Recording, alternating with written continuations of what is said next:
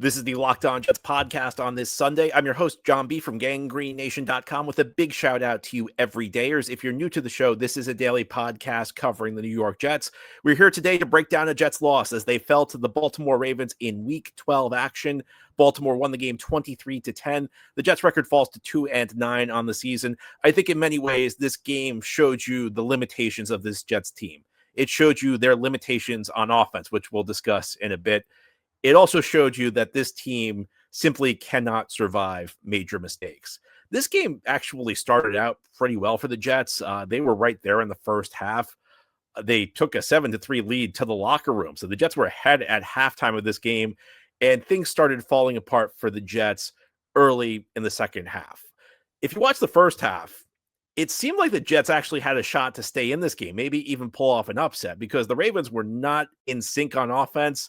And Lamar Jackson, who was on the injury report this week, who's been dealing with all sorts of injuries this year, an ankle, a knee, a hamstring, he was clearly less than 100%. You saw that on an early play when he had a huge lane to run, and he was really, really hesitant to run. And there were other plays in this game when he was outside the pocket. It just did not seem like he had that extra gear. And the rest of the Ravens offense, it was kind of stagnant through much of the game. And some of the credit goes to the Jets. I thought the Jets held up well on the interior. I thought the defensive tackles played well against the run. Heading into the locker room, the Ravens were averaging 1.9 yards per rushing attempt. That's a credit to the Jets tackling. It's a credit to the way the defensive tackles were playing. It's a credit to the way the linebackers were playing. I thought the Jets actually played a really good first half against Baltimore. In the second half, it wasn't that the Jets were manhandled. It was just they could not avoid the big mistakes. They were about to get off the field on the first drive of the second half defensively. It was a third down and long play. Isaiah Oliver was in good position. He did not need to commit a penalty, but he reached out. He made contact. Jets got flagged for a pass interference. It was a 36-yard penalty. And Baltimore did not have a play of more than 20 yards in the first three quarters of this game.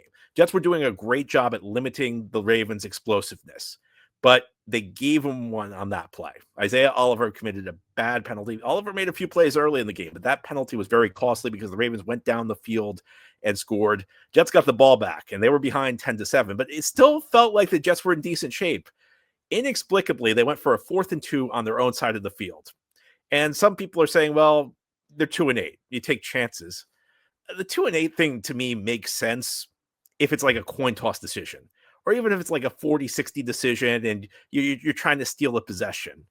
There's aggressive and there's reckless. And look, I'm a big believer in analytics. Analytics suggest that coaches should be aggressive on fourth down. I could not figure that one out. This was not a 4th and inches. It was not a 4th and 1. It was 4th and a long 2. And with the game seeming like it was kind of going against you, and with the Jets offense that really was struggling to do much of anything, this was a situation that called for a punt. It really did not make sense to me to go for it in that situation. The Jets did not pick it up. Breece Hall was not even on the field in this play. We'll talk a little bit about the way the Jets are using Breece later on this Sunday episode. But there was nothing that made sense about that play. So the Jets gave the Ravens the ball back in great field position. There was a penalty on another third down play. Somehow Tony Adams got matched up against Zay Flowers. That's just a lousy job by the Jets scheme. I don't see how you can end up with Tony Adams on Zay Flowers in that situation. That's a penalty waiting to happen. We know that Tony Adams is a safety who's struggled a lot this year. He was actually benched, forced back into the lineup by an Andre Cisco injury. If you get Tony Adams one-on-one against Zay Flowers, I mean, it's either going to be a touchdown or a penalty. And Adams probably made the right play by committing the penalty. But then again, another chance for the Jets to get off the field to limit the damage. They don't do it. Baltimore scores a touchdown a few plays later. And then in the fourth quarter, the Jets were trying to drive. Breece Hall had a big series for the Jets, broke a couple big plays on receptions when he got the ball out in space, something the Jets don't use enough. Well, again, I'm going to have a lot to say about Breece Hall later in this episode and this week throughout our Locked On Jets schedule. But Breece Hall was having a big drive. Unfortunately, maybe just trying to do a little bit too much, was stripped deep in Baltimore territory, right as it looked like the Jets were about to go into a touchdown to cut it to 3 late in the fourth quarter and give themselves a chance. Baltimore recovered, and that was the game. I just listed it. 4 major mistakes. One of the things we've discussed a lot on Locked On Jets this season is the Jets' tendency to beat themselves. I on Friday's show, and when I previewed this game, one of the things I said is that this game, in some ways, is the Jets versus the Ravens and the Jets. The question is whether the Jets could avoid making the big error. The Jets got a lot of what they needed in this game.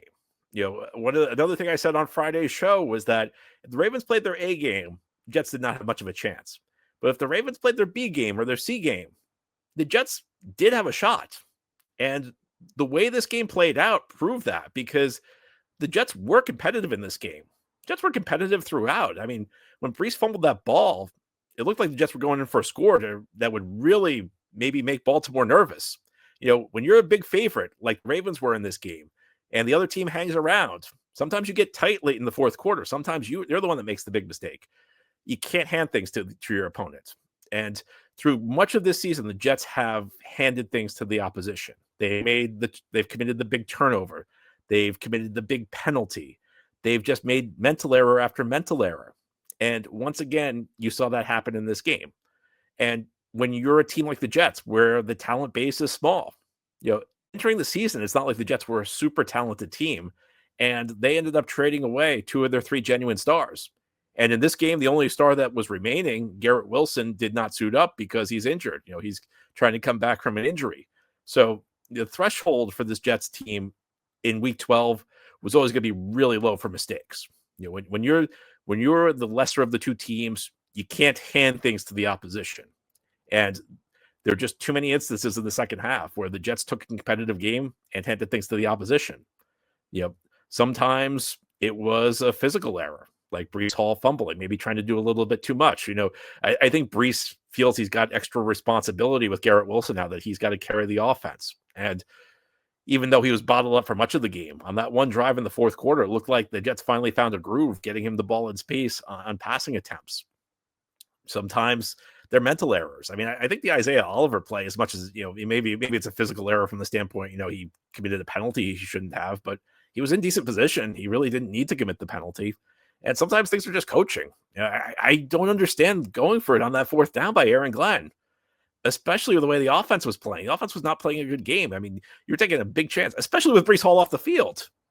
You're pretty much begging Baltimore at a point where they're about to take control of the game, where they're about to have a big momentum swing, giving them the short field. That just made no sense to me. And, how the Jets end up getting, once again, Tony Adams against Zay Flowers. These are mistakes in key spots that swung the game. Jets are not good enough to survive mistakes like this. Another area where the Jets are not good enough is offense. Ahead here on the Locked On Jets podcast, we'll go over what was mostly a disappointing offensive performance. I mean, hey, how can you say it was good? The Jets only scored 10 points.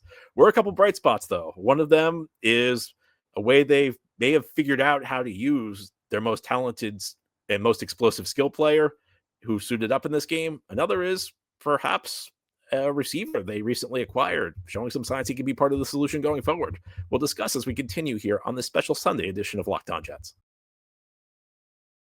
This episode is brought to you by Prize Picks. The holiday season is one of the best times for sports. Bowl games, big basketball matchups, playoff pushes, it's all happening at once. And while we're making choices every day, one of the most fun places to make the right call is Prize Picks, because Prize Picks is the easiest way to get in on daily fantasy. Just pick more or less on at least 2 player projections, lock in your lineup, and you're in the game. It's simple, fast, and available in 45 states, including California, Texas, Florida, and Georgia.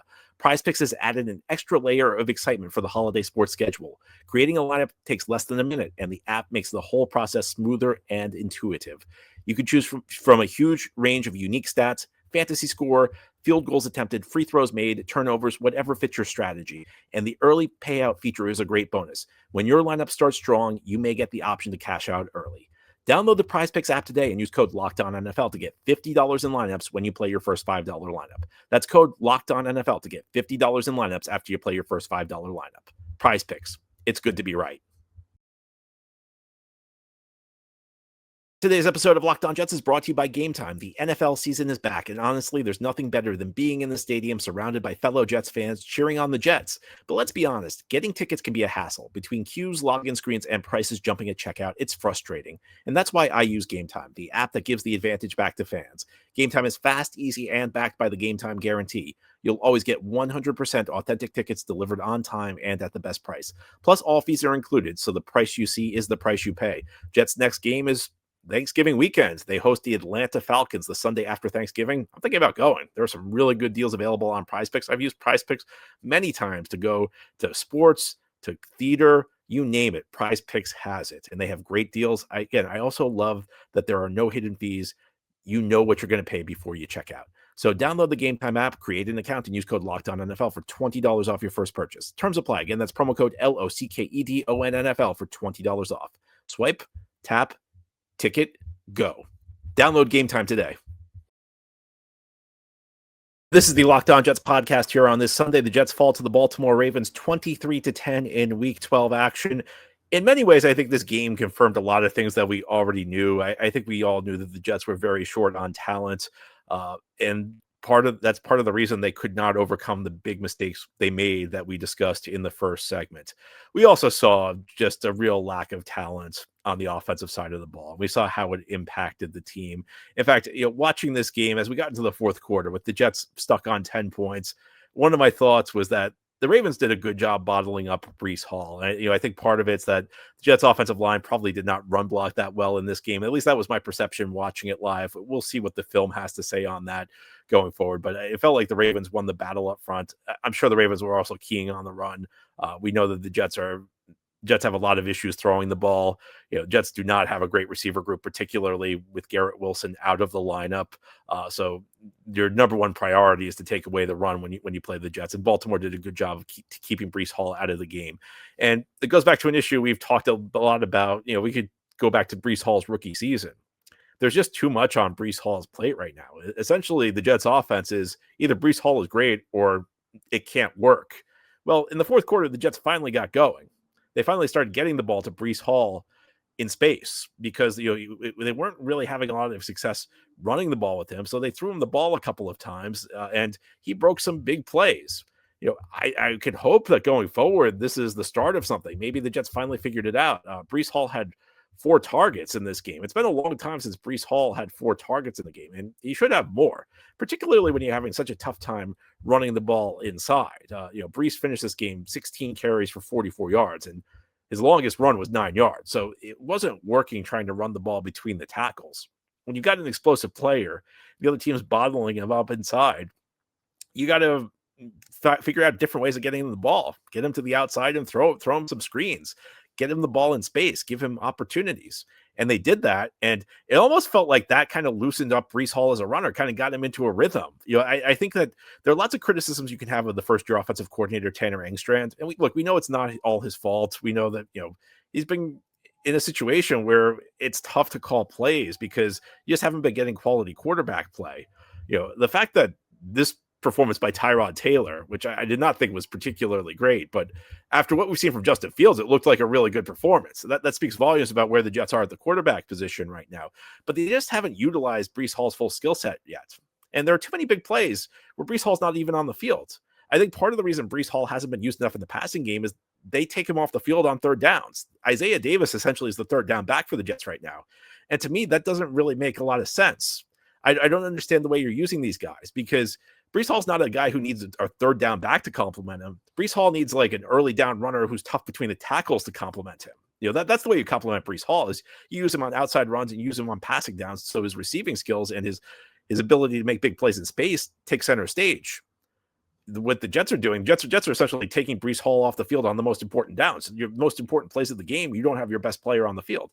Finally, in the second half, in the fourth quarter on that one drive before he unfortunately fumbled, the Jets figured out there are other ways you can get him the ball. I think we can hope that that's the case going forward. The other positive on offense in this game, I think, was clearly the play of John Metchie at wide receiver. This was a good game. He was 6 catches for 65 yards and a touchdown. Now, the bulk of his production came on that one touchdown drive. He showed good route running skills. One of the things we've been talking about is whether Adonai Mitchell or John Metchie can show that they can be part of the solution going forward. Now, no matter what these two guys do, there's no way you can bring either of them back as the number 2 receiver next year. Neither of these guys have enough of a track record in the league that they can be, the number 2 guy behind Garrett Wilson.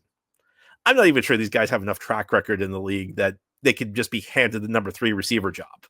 But what they can show is enough to suggest, we can let these guys compete for the number 3 job next year.